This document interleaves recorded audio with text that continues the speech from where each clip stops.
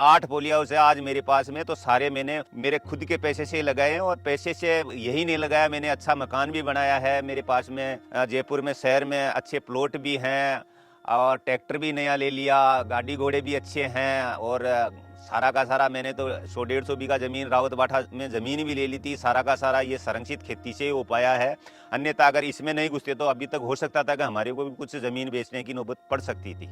तो मतलब कभी भाव ज्यादा रहता है, कभी भाव कम रहता है, तो एवरेज 10 लाख से ऊपर आती है। हाँ, एवरेज कुल मिलाकर के कोई भी किसान अगर संरक्षित खेती करना चाहता है तो मैं बताऊं उस तरीके से अगर वो खेती करेगा तो 10 से 11 लाख रुपए नेट प्रॉफिट आसानी से पा सकता है। किसान खेमाराम के कारण 3 गांव के किसानों की किस्मत बदल गई है। राजस्थान में जयपुर के पास बसी झाझड़ा और गुढ़ा कुमावतान अब मिनी इजराइल बन चुके हैं। इन गांवों में जो किसान 10 साल पहले 1 एकड़ में 10 से 20 हजार रुपए ही कमा पाते थे, वही किसान अब सालाना 1 एकड़ से 10 से 12 लाख रुपए कमा रहे हैं। इन 3 गांवों में सैकड़ों किसान अब करोड़पति बन चुके हैं और किसानों के करोड़पति बनने की शुरुआत की खेमाराम ने। गुढ़ा कुमावतान के रहने वाले खेमाराम ने 2012 में पहला पॉली हाउस लगाया और 3 महीने में ही 13 लाख रुपए से ज्यादा कमा लिए। ये सब कैसे संभव हुआ,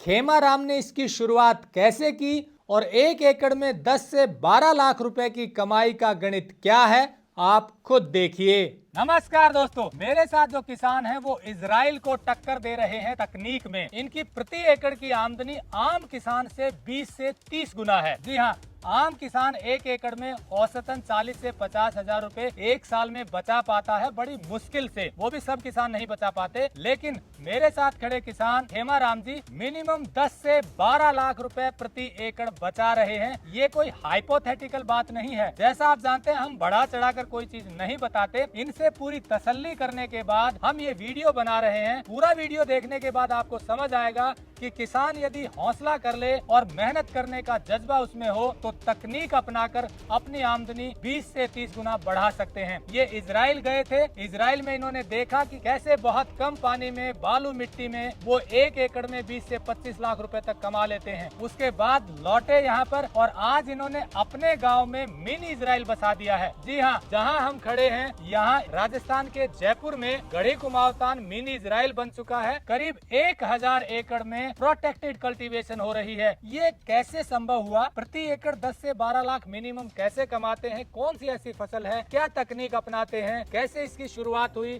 और कैसे आज इनके गांव में इतने सारे किसान लाखों रुपए कमा रहे हैं? पूरी बात सुनेंगे खेमाराम जी से। नमस्कार खेमाराम जी। नमस्कार जी। टेक्निकल फार्मिंग चैनल को सब्सक्राइब करें और बेल आइकन भी दबाएं ताकि आगे आने वाले वीडियो की नोटिफिकेशन आपको मिलती रहे। आपने बताया कि मिनिमम 10 से 12 लाख रुपए कमाते हैं पॉली हाउस से, प्रोटेक्टेड कल्टीवेशन से। जी। लेकिन अगर प्रोटेक्टेड कल्टीवेशन ना हो तो आपके ही गांव में कोई सिंपल खेती से कितना कमाता है, पहले तो ये बताइए। पहले बात तो अगर सिंपल खेती में पैदावार होती तो हमारे बुजुर्ग जमीन ही नहीं बेचते, क्योंकि परंपरागत खेती में तो कभी कभार कोई पैसा बचता है, नहीं तो पैसा बचता ही नहीं है। और ये जो भी पैसा मिला हमारे को इस संरक्षित खेती में आने के बाद में ही मिला। संरक्षित खेती मतलब प्रोटेक्टेड कल्टीवेशन, हाँ। पॉली हाउस की। पॉली हाउस, नेट हाउस या बूंद बूंद सिंचाई या बेड बना करके बेड के ऊपर मल्चिंग विधि से भी, जैसे बाहर की ओपन की खेती को भी हमने शुरू में चालू किया था। और ओपन की खेती जैसे तरबूज और खरबूजा में भी हमारे को अच्छा पैसा मिला और उसी की बदौलत मेरा इजराइल दौरे में चयन हुआ। और मैं धन्यवाद देता हूँ राजस्थान सरकार को कि उस टाइम पर एक किसान का सपना होता है हवाई जहाज में बैठने का, वो मेरा सपना पूरा हुआ। और मैं 15 रोज तक इजराइल में मंत्रियों के साथ में रहा और वहाँ जो भी तकनीकी ज्ञान था, हर सेक्टर से संबंधित, डेयरी से संबंधित, खेती से संबंधित, मतलब बगीचे से संबंधित, मत्स्य पालन से संबंधित हर सेक्टर की जानकारी मिली हमारे को। और देश लौटने के बाद में हमारे को भी बोला गया कि आप भी इस तकनीकी को अपनाओ, परंतु एक डर था और पैसा भी नहीं था कि इतनी पैदावार होती है या नहीं होती है। परंतु हमारे उद्यान विभाग और कृषि विभाग के अधिकारी और हमारे यूनिवर्सिटी जो जोबनेर यूनिवर्सिटी है उनके वैज्ञानिकों के द्वारा या उनके कहने से ही मेरा पहला लोन हुआ। और आज शुरू में मेरे जब ये फसल मैंने लगाई तो 3 महीने में मेरे 13,60,000 रुपए की पहली फसल हुई, तो मेरे भी पंख लग गए और मेरे को विश्वास भी हो गया कि इस तकनीकी में इतना पैसा है। और धीरे धीरे फिर मेरी देखा देखी सारे गांव के लोग बाग आज पिछले 8 साल में तकरीबन 500 से 600 पोली हाउस बन पाए थे, और गत वर्ष से 2 साल में हमारे तकरीबन 500 के लगभग इस बार और बन चुके हैं। तो अगर सरकार चाहे और इसमें अनुदान देना चाहे तो मतलब लाखों लोग इसका इंतजार कर रहे हैं, क्योंकि परंपरागत खेती जो बाहर की ओपन की खेती है उसमें तो ना के बरोबर बचत होती है, और कभी कभार हो भी गई तो मौसम की मार हो जाती है, कभी पाला पड़ जाता है, कभी ओले गिर जाते हैं। तो बाहर का तो फिर भी कोई विश्वास नहीं है कि फसल होगी या नहीं होगी, इसमें तो संरक्षित होती है और इसका इंश्योरेंस होता है।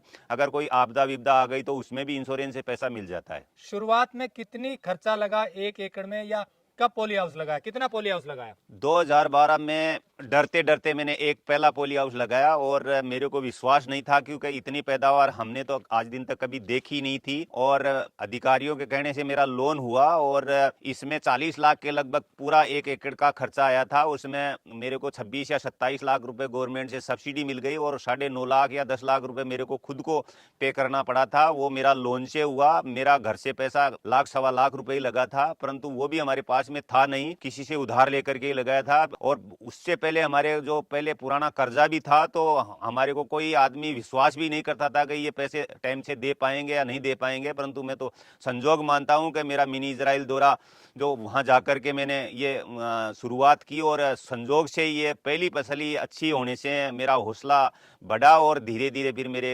किसान साथी मेरे को देख करके आगे बढ़ते गए। क्या फसल लगाई पहले आपने शुरू में? सबसे पहले मैंने सीडलेस खीरे की फसल लगाई, क्योंकि मेरे को लगाने के लिए उद्यान विभाग के अधिकारियों ने डच रोज जो गेंदा होता है उसके बारे में जानकारी दी थी, परंतु उन्होंने मेरे को पूरे साल भर की उसकी पैदावार 8 से 10 लाख रुपए बता रहे थे। परंतु मेरे को तो अगले 3 महीने में ही मेरे को 13,60,000 रुपए के खीरे मिल गए। तो हम तो फिर डच रोज के बारे में सोचा भी नहीं, बस खीरे से खीरा ही लगा रहे हैं, और ज्यादातर यहाँ 95% पोली हाउस में ज्यादातर सीडलेस खीरा ही लग रहा है। तो खीरे की पहले 3 महीने में 13 लाख कितने रुपए बचत हुई? 60,000 रुपए की कुल आमदनी हुई। उसमें मैंने खुद ने ही पूरा काम किया था। उस टाइम पर मेरे सीरी नहीं थे, सारा का सारा काम मैं खुद ही करता था, और पूरा का पूरा मेरे 1 सवा लाख रुपए का जो दवाई का खर्चा या जो बायोलॉजिकल कंट्रोल किया उसका खर्चा, बीज का खर्चा, खाद का खर्चा, तकरीबन 2-1.5 लाख के लगभग मेरे खर्चा हुआ, और 10.5 लाख रुपए नेट प्रॉफिट मिल गया मेरे को। तो मैं बैंक से जो लोन लिया उसको भी मैंने साथ के साथ अदा करने के लिए बोला, परंतु बैंक वालों ने मना कर दिया कि हम तो एक किस्त लेंगे।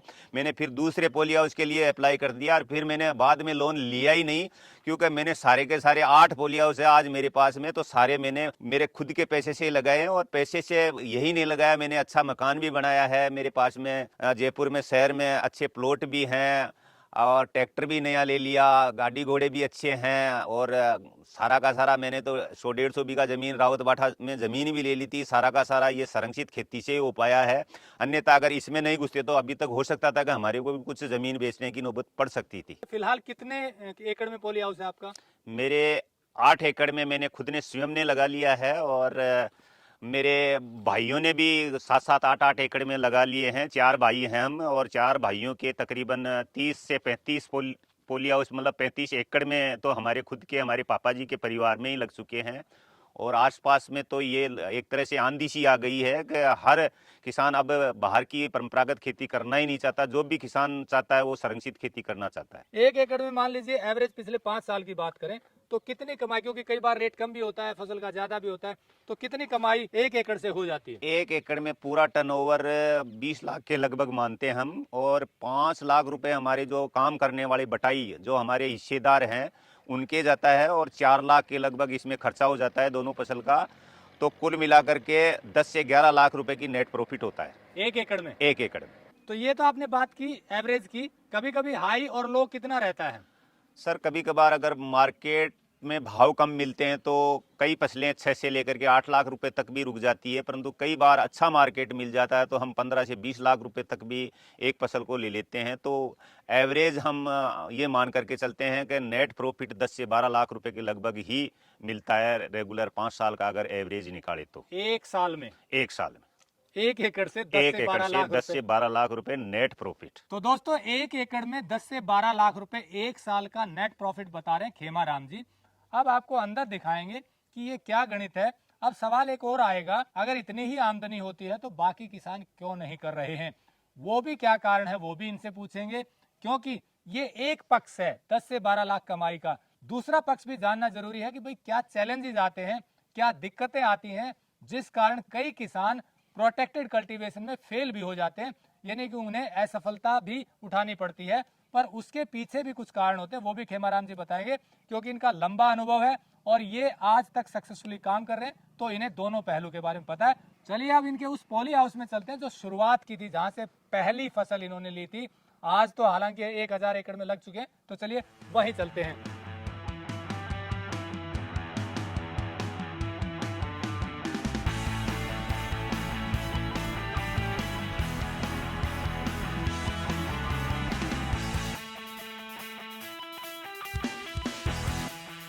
दोस्तों ये है खेमाराम जी का पहला पॉली हाउस जो 2012 में लगा था। यहाँ अभी लाल पीली शिमला मिर्च लगी हुई है, इसी में लगातार ये लाखों रुपए प्रति वर्ष की आमदनी ले रहे हैं और इसी से आगे बढ़ते हुए 8 पॉली हाउस लगा चुके हैं एक एक एकड़ के। अब कैसे ये हो रही है, चलिए इन्हीं से जानते हैं कि ये शिमला मिर्च ऐसी क्या भाव बिकती है और कितनी होती है कि इनकी आमदनी 12-15 लाख रुपए प्रति वर्ष ये आमदनी होती है। अभी आपको पूरा गणित समझाएंगे कि कैसे संभव होता है। दोस्तों मैं आपको बता दूं कि ये 4000 स्क्वायर मीटर का एरिया है, यानी कि 1 एकड़ जो कवर्ड एरिया है, जिसमें ऊपर पॉली हाउस लगा हुआ है, नीचे शिमला मिर्च लाल और पीली लगाई गई है। ये शिमला मिर्च साल में एक फसल ले रहे हैं, खीरे की 2 फसलें लेते हैं।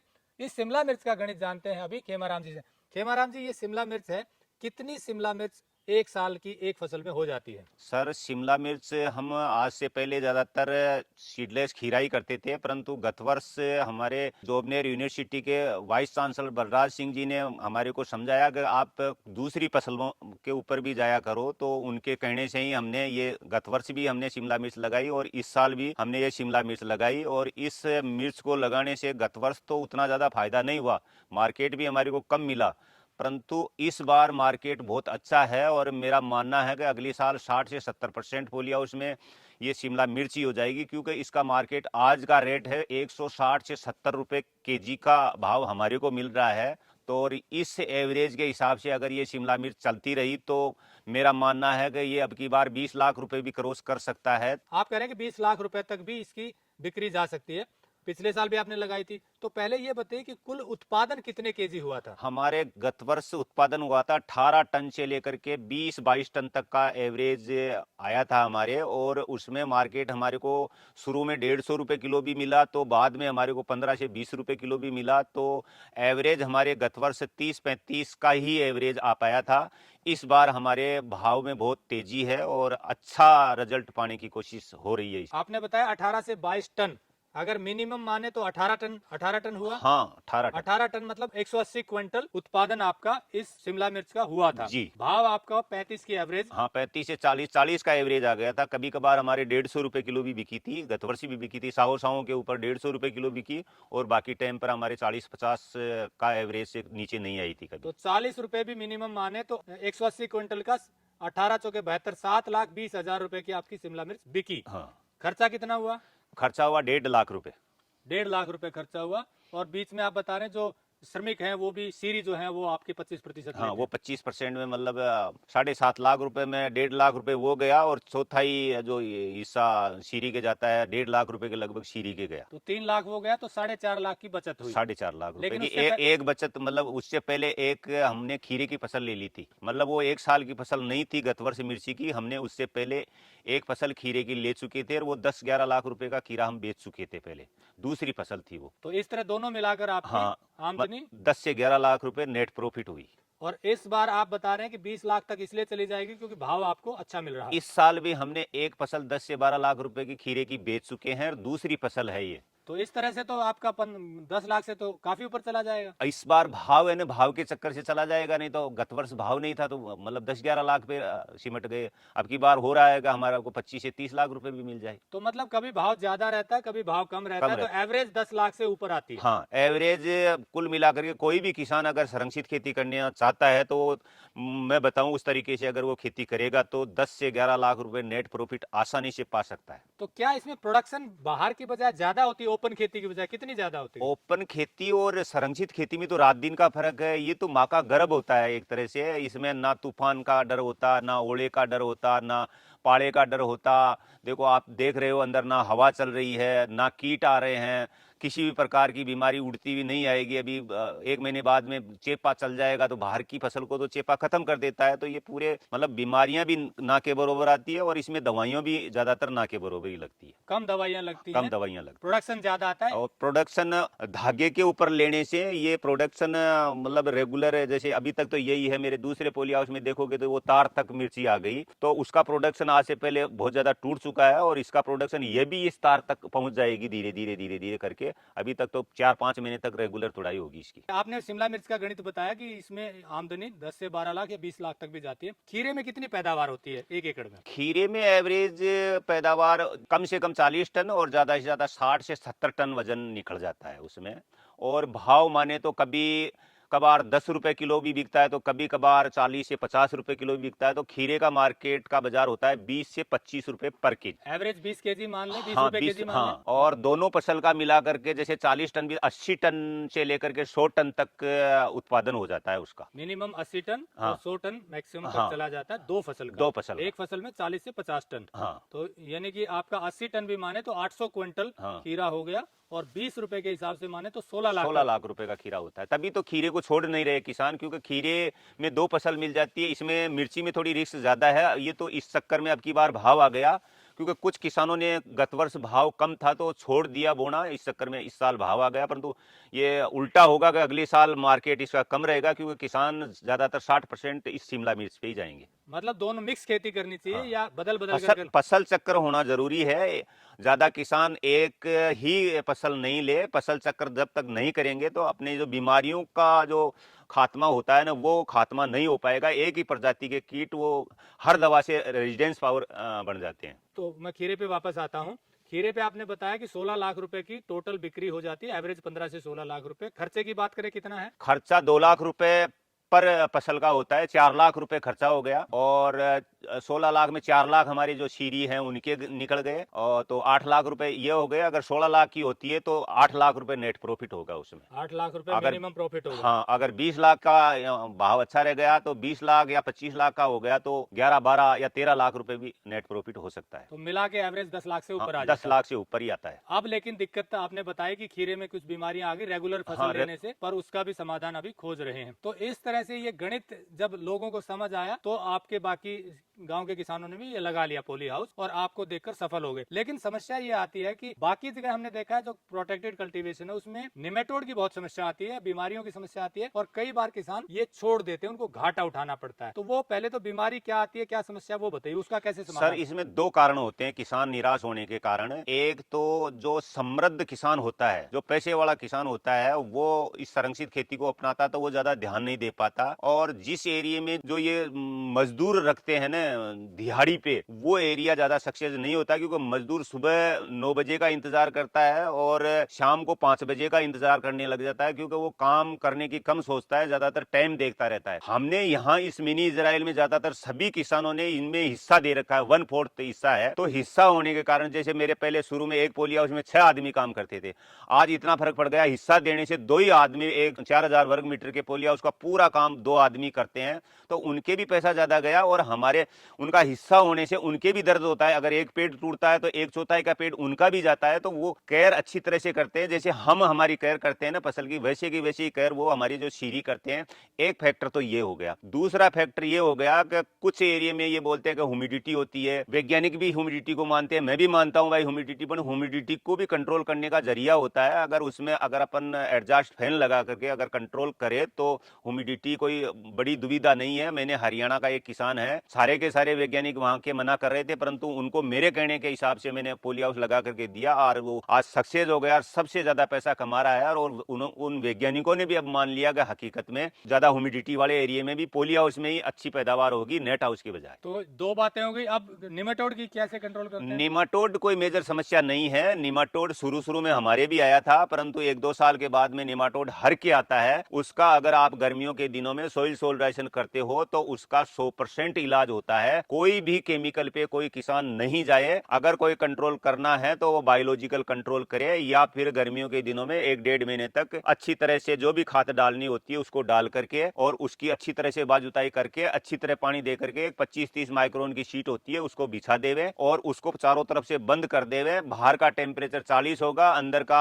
55 से 60 होगा और उस शीट के अंदर 70 से 75 डिग्री टेम्परेचर बन जाता था। उसके बाद में 1 महीने तक रखते हैं। उसके बाद में जमीन से संबंधित जितनी भी बीमारियां हैं वो सारी खत्म हो जाती है। साथ में ही अपने जो मित्र बैक्टीरिया हैं वो भी खत्म हो जाते हैं, परंतु उनको मित्र बैक्टीरिया को हम जैसे ही पहली जुताई करते हैं उस टाइम पर हम मल्टीप्लाई करके रखते हैं, उसको पहले पानी के साथ में हम हमारे खेत में दे देते हैं। इसमें एक और समस्या आती है कि बहुत ज्यादा केमिकल पेस्टिसाइड डालना पड़ता है, ये लोग कहते हैं। आपने बताया कि शुरू में अज्ञानता के कारण आपने भी डाला। आपने कितना डाला और अब क्या स्थिति है? सर शुरू में हम उतने समझ नहीं रहे थे कि केमिकल ज़्यादा डालते थे, ज़मीन में भी खूब ज़्यादा डालते थे, डीएपी यूरिया भी यूज में लेते थे। परंतु पिछले 5-6 साल से हम ज़्यादातर गोबर की खाद होती है उसी को हम ज़मीन में डाल रहे हैं। एक पोली हाउस में 30 से 35 ट्रॉली हर साल डालते हैं सारे के सारे किसान, और जो 30-35 ट्रॉली डालता है उसी के इतना माल निकलता है। अगर वो गोबर की खाद नहीं डालता तो उसकी इतनी पैदावार होती भी नहीं है। पहले आपने बहुत केमिकल डाला, लेकिन अब आप कह रहे हैं कि उतने की जरूरत नहीं है। केमिकल से हमारी बीमारियां कंट्रोल हुई नहीं। आजकल बायोलॉजिकल कंट्रोल भी बहुत अच्छे आ गए हैं, ऐसी बात नहीं है। मतलब जो पहले परंपरागत तरीके से जो कंट्रोल करते थे वही मोलिक्यूल आजकल मार्केट में उपलब्ध है और वही हम यूज कर रहे हैं। और अब हम ज्यादातर सभी किसानों को यही राय दे रहे हैं कि केमिकल के बजाय आप अगर इस पे जो बायोलॉजिकल कंट्रोल है उस पे अगर आप जाते हो तो अच्छी तरह से कंट्रोल हो रहा है। केमिकल से तो मेरे हिसाब से या तो उसमें केमिकल नहीं है या फिर ये रेजिडेंस पावर हो गए केमिकल से, तो ये कीट मरते ही नहीं है। तो उसका आप दूसरा समाधान खोज लिया? बायोलॉजिकल कंट्रोल ढूंढ लिया, जो एक्सट्रैक्ट होता है जैसे अपने आकड़ा, धतूरा, नीम, करंज, इस सिस्टम से आजकल बहुत सारी कंपनियां आ गई जो बायोलॉजिकल कंट्रोल एक्सट्रैक्ट के हिसाब से करती है और वो हम कर रहे हैं। तो प्रोडक्शन आपकी कम केमिकल बैलेंस्ड खेती से अच्छी आती है? हाँ, पहले हमारे जो बायोलॉजिकल जो जमीन का स्तंभ माना जाता है बायो कंट्रोल कार्बन, वो हमारे 0.20 के लगभग आ गया था, परंतु आज आप हमारी ज़मीन को चेक करवा लोगे हमारे 0.60 से 70 कार्बन के लगभग जैविक प्रमाणित किया जाता है, क्योंकि हम हर साल इसकी जांच करवाते हैं। तो हमारे पहले कम हो गया था, परंतु अभी कार्बन की मात्रा हमारे वापस बढ़ चुकी है। क्योंकि आप हर साल 30 से 35 ट्रॉली देसी खाद डाल रहे जी। हैं और बाकी जैविक चीजें डाल रहे हैं। हाँ। तो मतलब प्रोडक्शन अच्छा होता है, इसमें कोई संदेह नहीं। दोस्तों, ये तो बात थी प्रोडक्शन की। आपने सुन लिया कि बहुत अच्छी प्रोडक्शन होती है, भाव कम ज्यादा हो तो भी एवरेज इनकम 10 लाख से ज्यादा पड़ती है। अब बात आती है फिर बाकी किसान क्यों नहीं कर पाते, इसका सवाल भी जान लेते हैं। लेकिन थोड़ा सा जो मुझे समझ इनसे मिली या बाकी मैंने रिसर्च की, इसका सवाल भी जानेंगे। क्योंकि एक स्ट्रक्चर को लगाने का खर्चा 40 लाख से अब ज्यादा आ रहा है 1 एकड़ में। अब आम किसान 40 लाख रुपए कैसे लाए? तो इस पे पहली बात तो सब्सिडी मिलती है, वो पूछें कितनी मिलती है। इनको भी ये समस्या आई थी, जैसे इन्होंने बताया कि इनके पास पैसे घर के नहीं थे, 1-1.25 लाख रुपए उधार लेकर लगाया, लेकिन कुछ सब्सिडी मिली, कुछ लोन मिल गया। शुरू में लोन मिलने में बड़ी दिक्कत आई, क्योंकि लोन देने वाले बैंक की कोई ये विश्वास नहीं होता कि ये वापस उन्हें लौटा पाएंगे। तो ये बड़ी समस्या है। इसका समाधान इन्होंने कैसे ढूंढा, चलिए जानते हैं। तो ये जो खर्चा है आम किसान के बस की बात तो है नहीं, तो आपने तो चलो मैनेज कर लिया, हौसला था, यूनिवर्सिटी ने आपका सहयोग किया कि भाई इनको लोन दीजिए, हम गारंटी लेते हैं, हम इनकी सहयोग करेंगे। लेकिन बाकी किसानों के साथ कैसे हुआ? सर अब ये क्रेज चल गया कि पोली हाउस में पैदावार अच्छी हुई तो हर किसान ने अपना टाइम से किस्त जमा किया और बैंकों के एक विश्वास बढ़ा। तो विश्वास बढ़ने से जैसे पहले मेरे एसबीआई में खाता था तो शुरू में उन्होंने मना कर दिया लोन देने के लिए, फिर भला हो बैंक ऑफ बड़ौदा ने मेरा लोन स्वीकृत किया और आज बैंक ऑफ बड़ौदा की बदौलत ही मैं मानता हूँ, यूनिवर्सिटी और बैंक ऑफ बड़ौदा की बदौलत ही मैं मानता हूँ कि मैं जहाँ खड़ा हूँ। अगर वो सहयोग नहीं करते तो मेरे हिसाब से आज हम भी जो परंपरागत खेती करते थे उन्हीं की गिनती में आते हैं। परंतु देखो किसी ने रिस्क ली हमारे लिए और उनको मैं तहे दिल से धन्यवाद देता हूँ। और बाकी किसानों के लिए तो एक सोर्स हो गया कि हमारी देखा देखी वो भी मतलब लोन लेकर के बैंकों में विश्वास बढ़ने के कारण ही अब सारे बैंक लोन कर रहे हैं। ऐसी बात नहीं है, अब कोई भी बैंक मना नहीं कर रहा और सारे किसान टाइम से अपनी किस्त जमा भी करा रहे हैं। मतलब ये है कि अब तो स्थिति ये है कि लोन मिल रहा है, पर आपने बताया एक समय ऐसा था कि लोन देते ही नहीं थे बैंक। जिस बैंक में मेरी केसी थी उसी बैंक ने मेरे को मना कर दिया था कि हम इतना बड़ा लोन देते ही नहीं है, चीज क्या होती है वो जानते ही नहीं थे बैंक वाले। परंतु हमारे इससे यूनिवर्सिटी के अधिकारियों के कहने से मेरा लोन हुआ और बैंक ऑफ बड़ौदा ने ये रिस्क ली और जिस अधिकारी ने रिस्क ली उसका 4 प्रमोशन एक साथ हुआ था। इस मिनी इजराइल में प्रोग्राम किया था बैंक ऑफ बड़ौदा ने और उसकी बल्ले बल्ले हो गई और हमारी भी बल्ले बल्ले हो गई। आज वही जो मेरे को मना किया था एसबीआई बैंक वाले, वही मेरे पास में आकर के बोलते हैं कि आप बैंक ऑफ बड़ौदा का ही नाम लेते हो, हमारे से भी बैंक किसानों को लोन दिलवाओ। देखो उल्टा हो गया, या तो वही बैंक वाले मेरे को मना कर रहे थे और आज वही एसबीआई वाले आकर के मेरे को बोल रहे हैं कि किसानों को कुछ लोन हमारे से भी दिलवाओ। मतलब अब विश्वास हो गया कि लोन वापस मिल रहा है। हाँ, मिल रहा है। तो दोस्तों ये जो बताया इन्होंने, ये स्थिति सिर्फ यहाँ की है, क्योंकि यहाँ शुरुआत की खेमाराम जी ने लोन वापस करने की, तो धीरे धीरे विश्वास बढ़ता गया। लोन लेना इसलिए पड़ता है किसानों को क्योंकि खर्चा 40 लाख से ज्यादा है। स्ट्रक्चर आप जो देख रहे हैं पूरा लोहे के पाइप हैं, ड्रिप इरिगेशन है, नीचे मल्चिंग है, ऊपर भी आप स्ट्रक्चर देख रहे हैं, ये सारा 40 लाख से ऊपर है। इसमें सरकार सब्सिडी देती है, अलग अलग राज्यों में अलग अलग सब्सिडी है, लेकिन जो बाकी हिस्सा बच गया वो भी किसान के पास होता नहीं है, तो उसके लिए बैंक जाना पड़ता है लोन लेने के लिए। शुरुआत में लोन लेने की दिक्कत आती है, लेकिन आसपास जब देखते हैं सफल होते हुए किसानों को, धीरे धीरे लोन भी मिल जाता है। पर उसके लिए सबसे जरूरी जो बात है, टेक्निकली जानकारी लेना जरूरी है। बिना जानकारी, बिना ट्रेनिंग के पॉली हाउस में सफलता नहीं मिलती है, ऐसा ही है।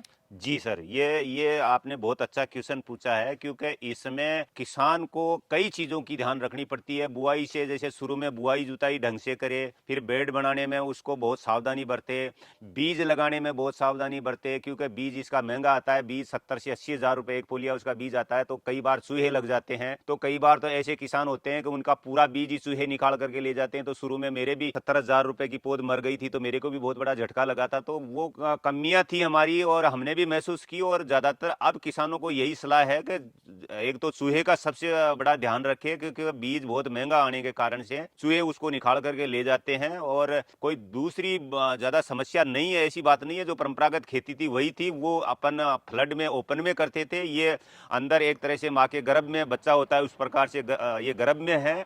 ये चारों तरफ से कवर्ड होती है और हर प्रकार की पानी, टेम्परेचर सारा का सारा इसमें मेंटेन होता रहता है। मैंने अभी एक एफपीओ रजिस्टर्ड करवाया है, तो उसमें अगर जो भी किसान जुड़ेगा तो हम हमारे हिसाब से और हमारे एग्रीकल्चर यूनिवर्सिटी के जो वैज्ञानिक हैं उनके हिसाब से, जो अभी पिछले 1.5 साल से जो वाइस चांसलर बलराज सिंह जी आए हुए हैं, उन्होंने तो इस एरिया के लिए एक तरह से कहें तो वो इस संरक्षित खेती के भीष्म पितामह वही हैं, क्योंकि वो जब आईसीआर में थे तभी इस टेक्नोलॉजी का प्रचार हुआ था।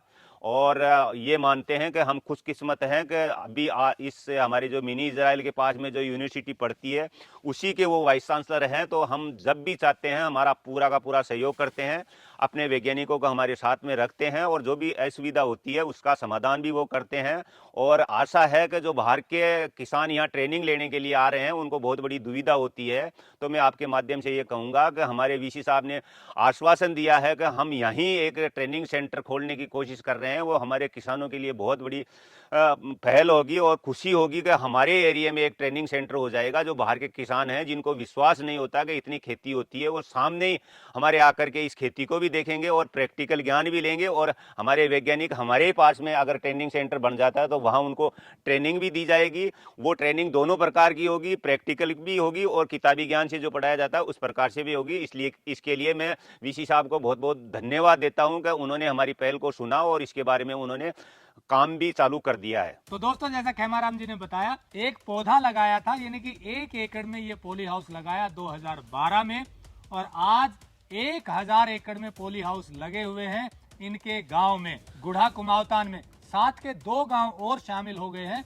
जिनके यहाँ पॉली हाउस लगे हैं, बसी और बसी झाजड़ा, यानी कि 3 गांव में 1000 एकड़ में पॉली हाउस लगे। और वो इसलिए लग पाए क्योंकि खेमाराम जी ने शुरुआत में हौसला दिखाया, नई तकनीक को अपनाने का।